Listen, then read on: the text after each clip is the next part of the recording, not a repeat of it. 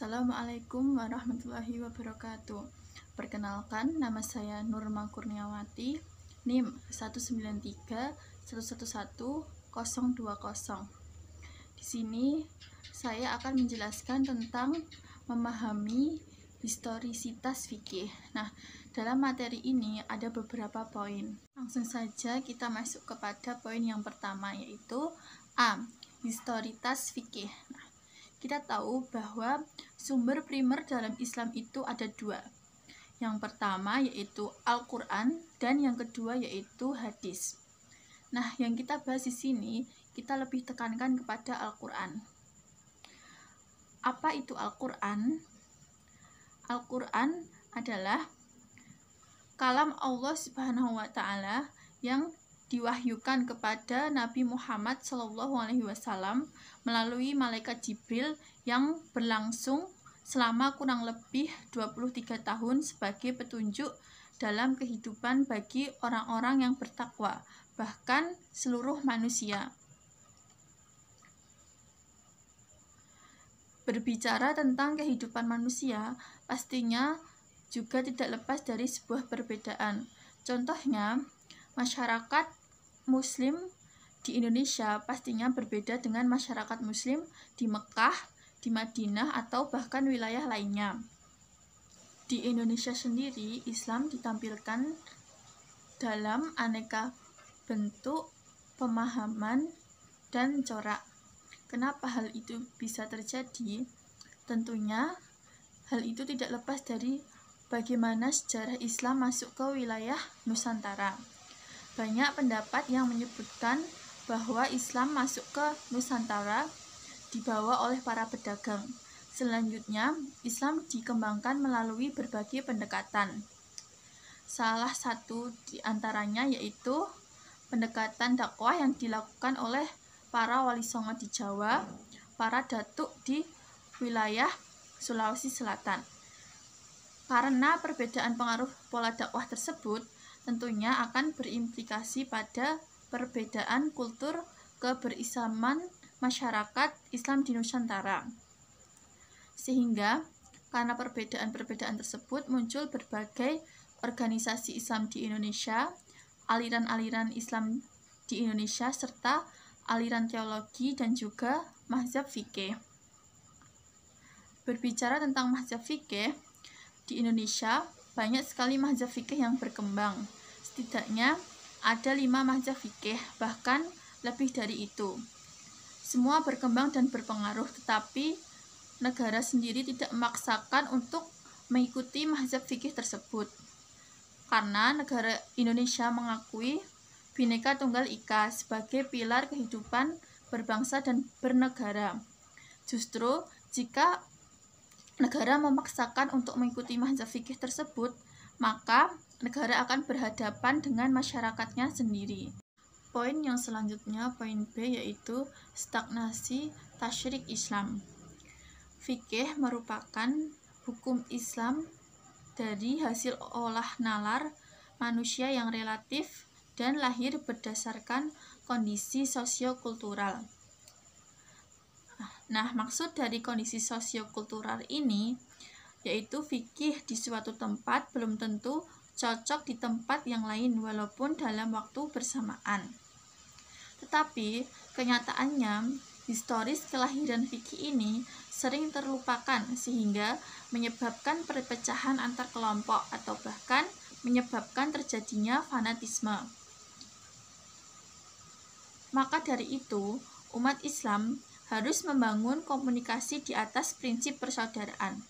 Di dalam fikih sendiri, sudah mengatur hubungan antara manusia dengan Tuhannya, yaitu dalam ibadah, serta manusia dengan manusia lainnya, muamalah, dan lingkungannya.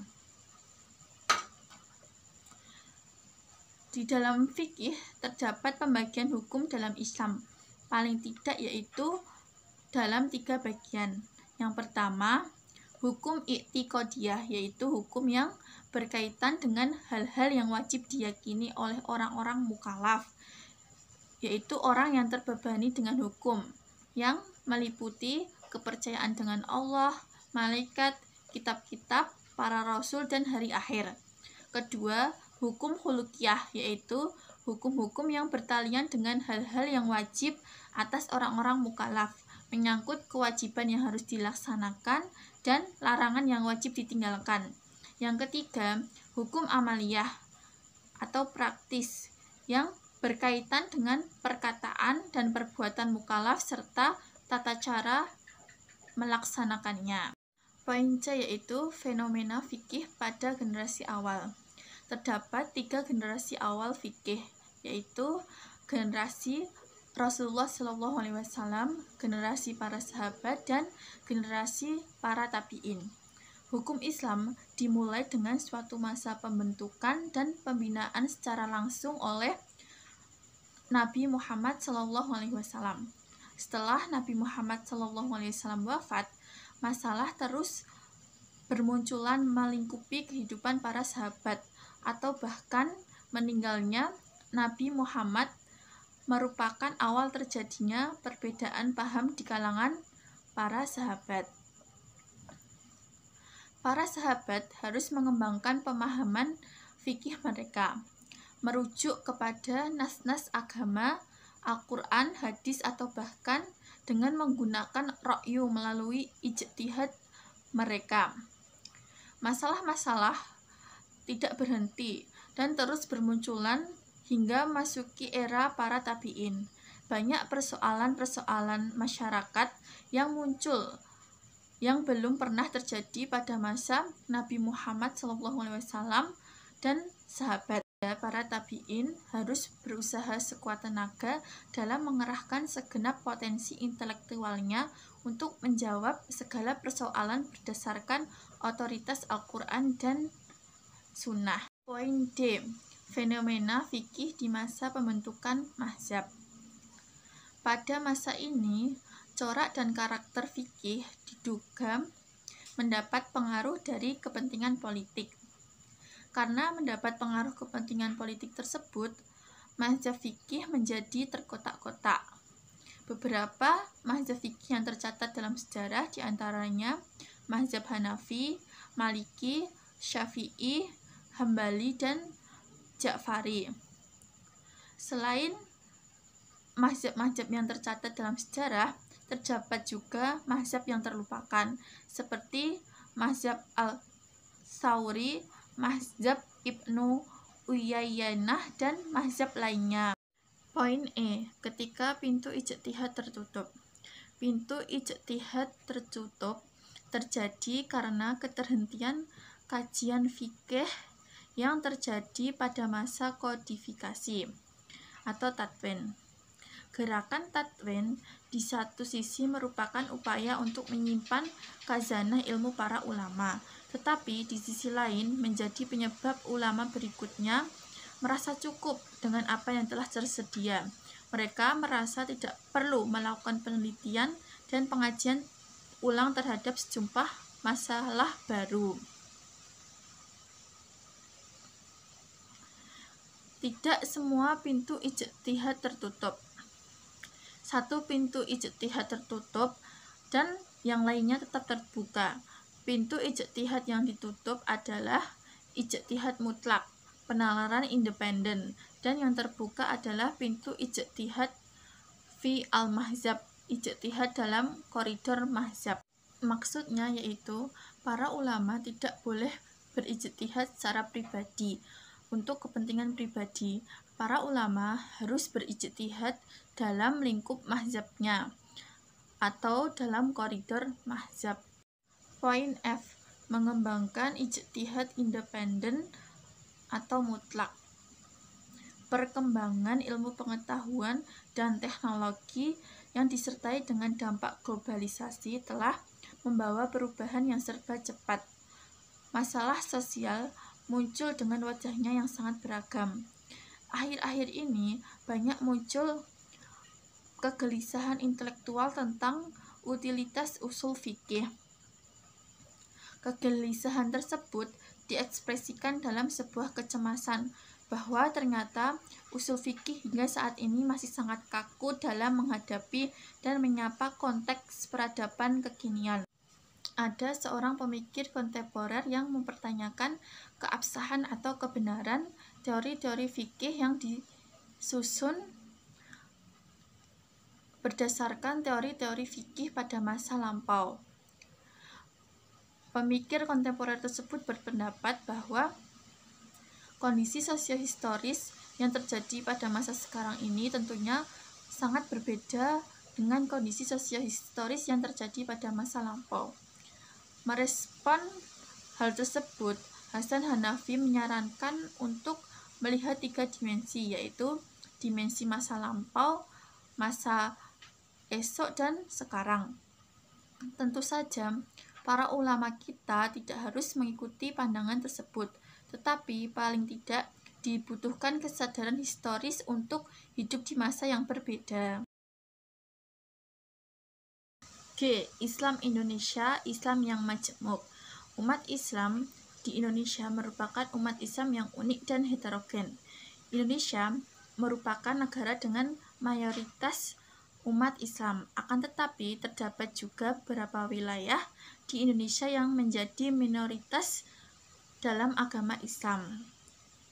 Keadaan ini sungguh merupakan fenomena yang menarik dan unik, sehingga potensi munculnya konflik atas nama agama juga merupakan masalah serius yang harus dipertimbangkan dalam pengambilan kebijakan.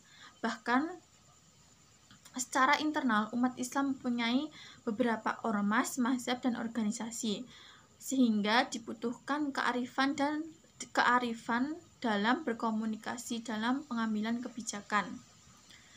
Akibat mazhab penguasa di masa lalu telah mewariskan fanatisme yang begitu kuat sehingga kadang-kadang para ulama merasa cukup dengan pendiri mazhab di masa lalu.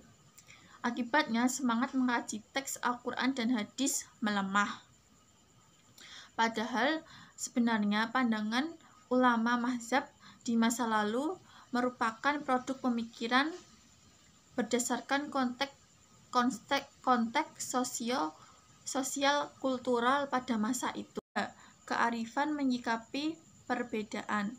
Negara Indonesia berdiri di atas keberagaman. Keberagaman sendiri dapat menimbulkan berbagai konflik atau bahkan hingga terjadi pertumpahan darah. Tetapi jika keberagaman tersebut diatasi dengan penuh positif dan kearifan, maka akan menjadi sesuatu yang menarik dan sangat indah untuk dijalani.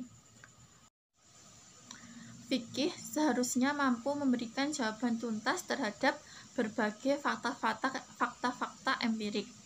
Fikih di Indonesia semestinya tidak cukup dengan mengadopsi produk fikih warisan ulama-ulama masa lampau. Persoalan yang muncul hari ini mesti disikapi dengan bijak untuk menjawab permasalahan dalam konteks masa kini. Poin yang terakhir yaitu I. Urgensi perumusan fikih Islam di Indonesia. Tulisan-tulisan di atas dan penjelasannya bertujuan untuk mengungkap berbagai bentuk keterlenaan umat Islam dalam memuji produk fikih di masa lalu dan kecenderungan memposisikan fikih secara tidak proporsional. Selain itu, fikih sebagai produk pemikiran yang dipengaruhi oleh kondisi sosiohistoris masyarakat seharusnya tidak dipandang sebagai sesuatu yang baku dan absolut, karena agama Islam sendiri adalah agama sebagai rahmat seluruh alam yang dapat menembus waktu hingga zaman.